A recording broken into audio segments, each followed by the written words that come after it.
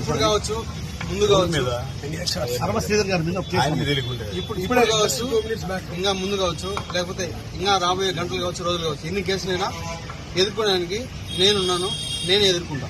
వాళ్ళు 100 కేసులు పెట్టినా కూడా నేను వాళ్ళకి క్లారిటీగా విత్ పిన్ టు పిన్ ఇప్పుడు ఏదైతే కమిటీకి ఇచ్చానో అదే విధంగా నేను మళ్ళా కోర్టుకి కావచ్చు, లేకపోతే ఇంకేదైనా కమిటీకి కావచ్చు, చట్టపరంగానే నిర్ణయాలు తీసుకోవాలని చెప్పి నేను ఈరోజు మీ మీడియా మిత్రులందరికీ తెలియజేస్తాను.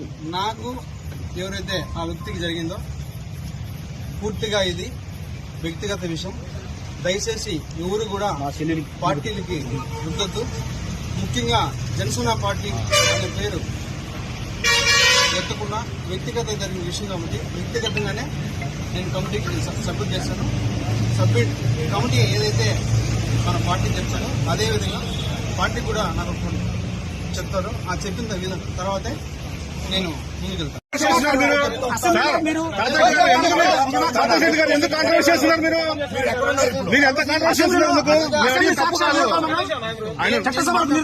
ఆయన మళ్ళీ రెగ్యులర్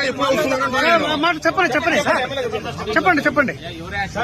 ఎప్పుడైతే కమిటీ నుంచి పార్టీ నుంచి ఆదేశాలు వస్తాయో మరి అప్పుడే నేను ప్రజల్లోకి వస్తాను. సార్ మీ అసెంబ్లీ వీడియో నిజమా కాదా? అసెంబ్లీ వీడియో మీరు నిజమా కాదని మీరు చూశారు.